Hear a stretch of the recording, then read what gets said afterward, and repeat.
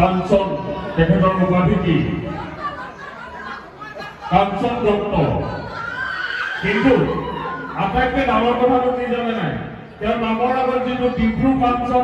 কাঞ্চন বুলি ঘোষণা কৰি থকা হৈছে গুৱাহাটীত প্ৰচাৰ কৰা হৈছে এই ডিব্ৰু কাঞ্চন উপাধিটো কিন্তু কোনে দিছে তেওঁ নিজে ক'ব এয়া লেপটেপ থকা বাকী ৰাইজে দিছে উপাধিটো তেওঁলোকে আপোনালোকৰ উদ্যোক্তা মন্ত্ৰীৰ ফালৰ পৰা মোক যাচিছে মই ভালদৰে লৈছোঁ আৰু এয়া মই আগলৈ মোৰ নাম ডিব্ৰু কাঞ্চন থাকিব বাকী আৰু